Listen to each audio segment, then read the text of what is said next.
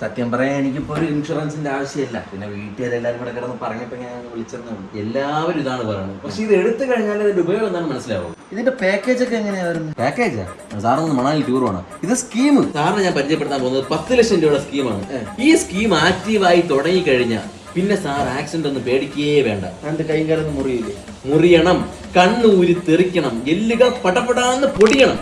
എല്ലുകൾ പൊടിഞ്ഞാൽ വലിയ തുക, ചെറിയ ഉരവിന് ചെറിയ പൈസ. അതാണ് നമ്മുടെ സ്കീമിന്റെ പ്രത്യേകത. എല്ലുകൾ ഒടിയട്ടെ, തുകകൾ വരട്ടെ. അപ്പൊ ഞാൻ ഈ സ്കീം എടുത്തിട്ട് എനിക്കിപ്പോ ഒരു അറ്റാക്ക് വരികയാണ്. അങ്ങനെയാണെങ്കിൽ അറ്റാക്കിനാണെങ്കിൽ ഒരു 30 ദിവസം കഴിഞ്ഞിട്ടാണ് ഈ കമ്പനി നോക്കിക്കോളും. അതിനകത്താണെങ്കിൽ ഒന്നും ചെയ്യാൻ പറ്റൂല.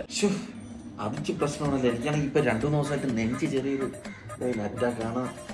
നമുക്ക് അത് പ്രാർത്ഥിക്കാം, ദൈവത്തിനോട് പ്രാർത്ഥിക്കാം. 30 ദിവസം കഴിഞ്ഞിട്ടാണ് പറഞ്ഞെങ്കിൽ രക്ഷപ്പെട്ടില്ലേ. എന്റെ അയ്യപ്പ സ്വാമി, 30 ദിവസം കഴിഞ്ഞിട്ട് ഒരു അറ്റാക്ക് വരണേ. പിന്നെ ഇതുപോലെ ഇൻട്രസ്റ്റിംഗ് ആയിട്ടുള്ള വേറെ എന്തെങ്കിലും ഉണ്ട്. ഒരു പല്ലിന് 1 ലക്ഷം രൂപയാണ്.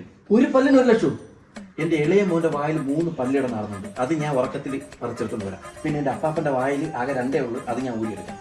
1 ലക്ഷം ഒന്നും വേണ്ട, ഒരു 10,000 വെച്ച് കിട്ടിയാൽ. നിങ്ങൾ എന്തോ സാറേ പറയണം. അങ്ങനെയാണെങ്കിൽ പിന്നെ എന്താ ചോദിച്ചിരിക്കുന്നവരെല്ലാം പല്ല് ഇളക്കിയിട്ടെങ്കിൽ കോടീശ്വരന്മാരാവൂലേ? ഇത് അതല്ല, ഇത് ആക്സിഡന്റ് പറ്റി അങ്ങനെ എന്തെങ്കിലും പറ്റി പല്ല് ഇളകി പോയ ആളാരും. അപ്പൊ ഒരെണ്ണം എടുക്കാല്ലേ? ഇത് എങ്ങനെ റേറ്റ്? ഇത് 10,999 രൂപ. അയ്യോ, കുറവില്ലേ? സാറേ ഒന്ന് ആലോചിച്ച് ചോദിക്കണം. 1 മാസം കഴിയുമ്പോൾ എന്തായാലും സാറിന് ഒരു അറ്റാക്ക് വരും. അല്ലാന്നുണ്ടെങ്കിൽ സാറിന്റെ സ്വഭാവം അനുസരിച്ച് ആരെങ്കിലും കവാലടിച്ച് പൊട്ടിച്ച് പല്ല് താഴെ ഇടും. എങ്ങനെ നോക്കിയാലും സാറിന് ലാഭമുണ്ട്. എഴുത്, പറഞ്ഞ എഴുത്.